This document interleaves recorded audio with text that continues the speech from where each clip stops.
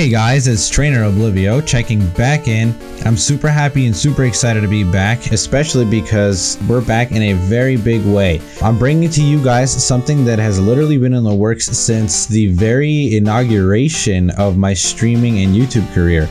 I've been planning on this and working on this alongside Miss for quite some time, and it's been up on the drawing board quite literally for almost a year that I've been doing this. So I'm super excited because this is my baby and I've been putting so much work and effort into this, and I'm super excited to share it. So without further ado, let's go ahead and get started. What is PTTA? So PTTA, as you might have seen through the intro, is Pokemon Through the Ages. What I'll be doing is I'm going to be doing a challenge alongside Trainer Miscellaneous. I have an STD. Nice puebes. Muy bien, muy bien. Trainer Miscellaneous and I are going to be playing through every single generation of Pokemon from 1 to 8, racing each other to see who beats the game first and who uploads the YouTube video first. So let's go ahead and jump right in. I've already nicknamed myself Oblivio, and I was going to nickname my rival Misc, but I kind of forgot and I was speeding through it, so I named him Blue. Alright. With that default out of the way, we start up in Ptta Town as we always do, leaving our room and leaving our home so that we can go get approached by an old man. Fuck you, old man, get the fuck away from me. So that Professor Oak can go ahead and take us back to his lab. Both of those are really bad. Okay, so we're back in the lab now, and we're here to choose our starter. I obviously went ahead and chose Charmander as my starter because, as you guys know, it was the first starter I ever had, and it would be kind of sacrilegious to not pick Charmander in a Pokemon Red run anyways. That being said, obviously our rival Blue gets Squirtle, and we go ahead and nickname Charmander, not Fave, because you guys know that I don't play favorites and I don't have a favorite Pokemon. With this out of the way, however, we go ahead and start the rival match. The rival match goes about as well as you would think it goes. After a couple of scratches and tackles and the back and forth, we end up winning by a tiny margin. With this being said, we can now leave Ptta Town and continue the rest of our journey. We usually do by going over to Viridian City and picking up Oak's parcel. We now have to go back to Oak's lab in Ptta Town and deliver it to him. In doing so, he gives both Blue and ourselves a Pokédex so we can actually start our journey in cataloging the Pokemon. But we have other plans. We then go ahead and do our first mission, which is we go ahead and find female Nidoran to add to the team. Female Nidoran that we first found, however, died to a critical hit, so go figure. We end up finding a second one, and thankfully we're able to catch the second one. We go ahead and nickname it MILF, because that's hilarious. After this, we then challenge Blue to a rival battle. It goes pretty well. We did do a little bit of grinding and training, so we did level up our Pokemon to about level 13, and the fight is kind of one-sided on that end. Pidgey was felled by Charmander, and MILF went ahead and took out Squirtle. With that being said, we're done with the first rival match, and we go ahead and proceed to getting through the Viridian Forest. After the Viridian Forest, we of course arrive in Pewter City, and in Pewter City, we don't waste any time.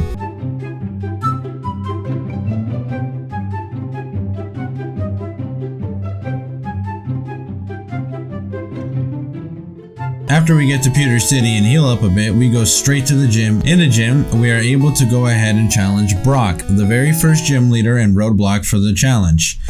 Brock is actually pretty hard in red version. There's not a lot of Pokemon available outside of Bulbasaur and Squirtle if you choose Charmander to actually face the rock type gym leader. I try to go ahead and get some poisons off in the battle just to make sure that I can get a good leadway on these rock Pokemon since their defense is so high and we're not doing a lot of damage.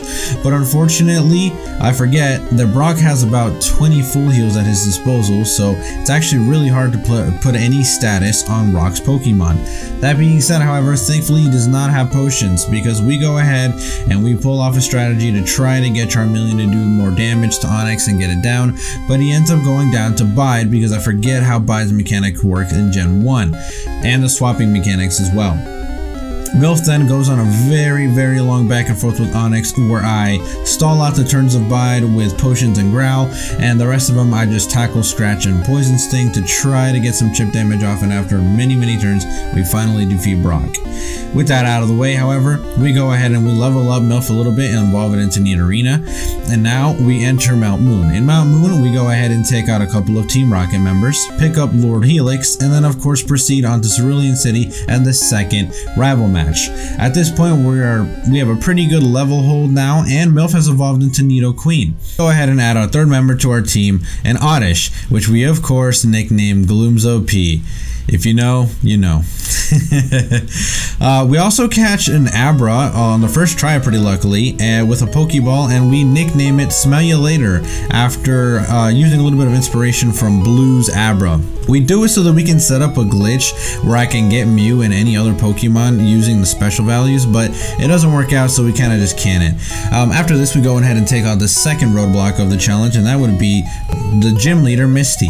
Misty is the water type specialist gym leader, but of course with Gloomzo P on our side, it's a bit of a one-sided battle. We go ahead and put both Starmie and Staryu to sleep and proceed to just lay down absorbs until we win. Progressing through the rest of the game, we find ourselves in the SSN where we take on our rival Blue once more. Here, MILF is able to easily dispatch the rest of the Pokemon, and Gloomzo P does a little bit of the last late game work to finish everybody off, including the War Turtle and Alakazam that are newly added to Blue's team. After this, we get things that we need to progress the game, such as HM1 Cut, which allows us access to the Vermilion City Gym, where we take on Lieutenant Surge. Lieutenant Surge doesn't possess much of a real threat. Gloomzo P and MILF once again lay down the work. Gloomzo P with much of the same strategy, putting the opposing Pokemon to sleep and then laying down a bunch of Absorbs or Mega Drains to finish the job. At the very end there, Raichu kind of presented a little bit of an issue, but nothing too bad. From here, we go ahead and head towards the Rock Tunnel. We obviously have to find a HM user so that we can get through here, but proceeding through the Rock Tunnel, we go ahead and use our HM users to use the HMs for Flash and Cut in order to give us access and find our way through. After getting lost a little bit here and there, we go ahead and find our way through the cave, fighting lots of Cubones, trainers, and getting out through the other side finally. And on the other side, we make it to Lavender Town.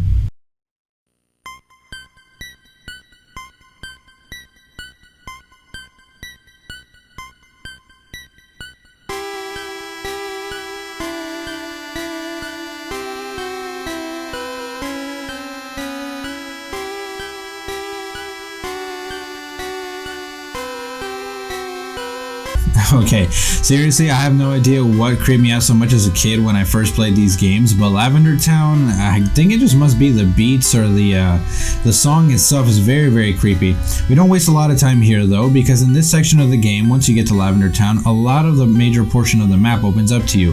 What we end up doing is we end up going to Celadon, because in order for us to make any progress in Lavender Town in the Pokemon Tower anyways, we're gonna have to go get the Silph Scope from the Rocket Hideout. When we make it to Celadon though, however, we do our tasks and we go ahead and get an Eevee. I asked Miss what to name the Eevee, and of course he replies with Fish Bussy, because we originally thought that I was going to turn this Eevee into a Vaporeon, but unfortunately it did not work out that way. But hilariously, we kept the nickname because in Gen 1, once you nickname a Pokemon, you can't rename it. So we ended up actually going to the Celadon Mart, and I ended up turning it into a Jolteon. So we now have Jolteon Fish Bussy on the team. Anyways, after that we go ahead and storm Team Rocket. Much of the same biz, we fight a lot of the grunts and take out most of them until we get all the way over to Giovanni in the bottom floors. In the bottom floors, we do some swap training with Fish Bussy to make sure that they level up, but MILF does most of the work, laying down a lot of water guns and applying a lot of the pressure of the battle. At this point of the game, the levels are starting to catch up to us, and things are fairly decent for where we are. It presents a decent challenge, but nothing too crazy. We get the Silph Scope and then proceed over to the Pokemon Tower. In the Pokemon Tower, we once again go ahead and fight Blue. Blue's reasons for being in the Pokemon Tower are questionable, but we don't mind it. We then go ahead and get through the mystery of the Pokemon Tower, which is the Pokemon ghost that guards the top floor. With using the Silph Scope, we're able to determine that it is actually the dead Cubone mother, Marowak, which is really unfortunate, and they really did a good job of capturing that and catching that essence in the new remakes of Let's Go Eevee and Let's Go Pikachu. Pretty cinematic. At the very end, we go ahead and get Mr. Fuji from the Pokemon Tower, and he gives us a Pokemon Flute. From here, we enter what I like to call the boss rush part of the game. Essentially, after we get the Pokemon Flute, the rest of the map is opened up to us, and we are free to go in any direction that we choose. We can go down to Fuchsia City, we can go over to Saffron City, but this whole time we're asking, what has Miss been up to? Hold up, wait a minute. So it's Mr. 305 Fat, Mr. Worldwide, back at it again to let you know. I just came to remind y'all.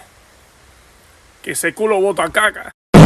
So, as it turns out, when we check in on Misc, he's all the way in Cinnabar Island and already obtaining the 7th gym badge.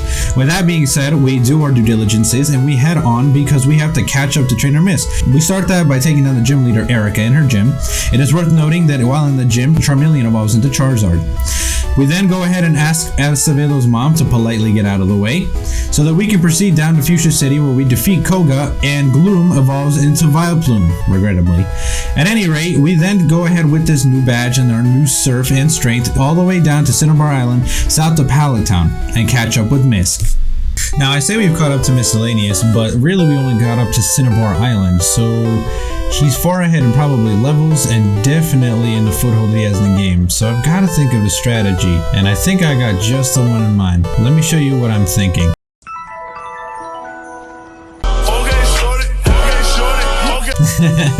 Nah. Two, of course, is the Missingno Glitch, which allows you to duplicate several items, messing with the game's code. So what you do is you actually first go ahead and set up the item that you want to duplicate to the 6th slot in your item.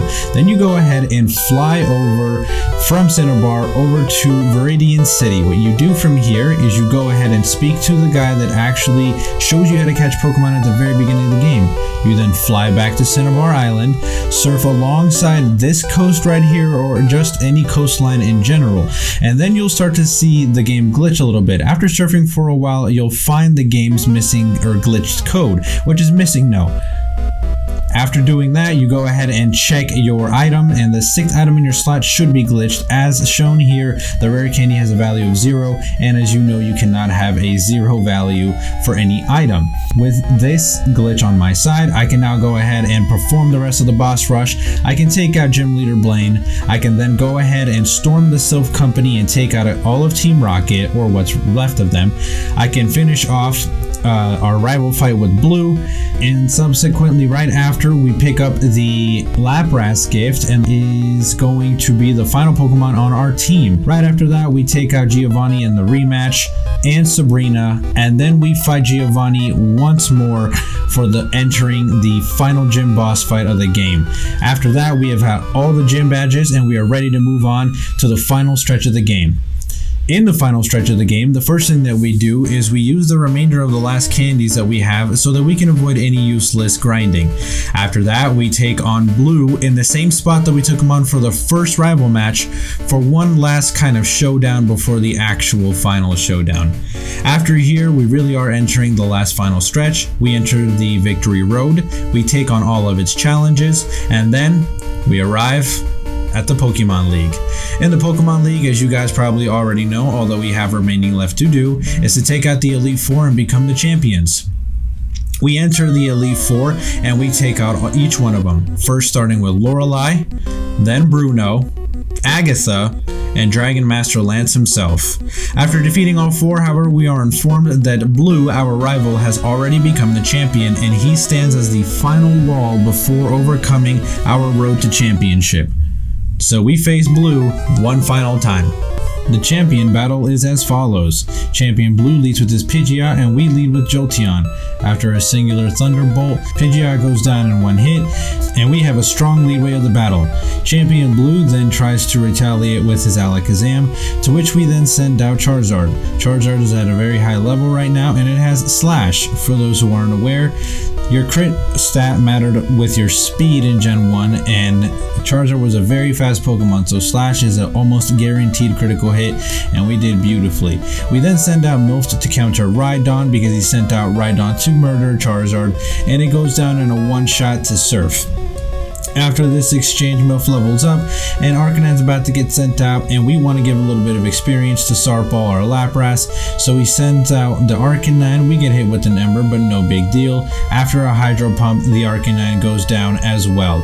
So far, we're doing really well in the battle, and Exeggutor comes out next. To counter Executor, I kind of hesitated, but went ahead and went with Charizard because we had a lot of Pokemon and a lot of moves that could have taken it down, but Charizard's Flamethrower seemed to be the most effective, and also Executor had nothing to counter Charizard with, so it was our safest option. And of course, we get down to Blue's lead and his very last Pokemon, Blastoise. Now, as much as I wanted the epic showdown at the very end, I just wanted to finish this so that I can post this the quickest and beat Misc in the first episode of PTTA. And with one more Thunderbolt, Blue is defeated. With that, ladies and gentlemen, that is the end of Pokemon Red version. After this, of course, we get placed in the Hall of Fame in the Kanto region, and we finally beat the game and roll credits. So guys, that was the very first episode, the inauguration of PTTA, a series that I've been working very, very hard on, that I have put a lot of love and effort into. It's something that I've been wanting to do for quite a while, and I'm so finally glad that Misc finally decided to join me in this journey.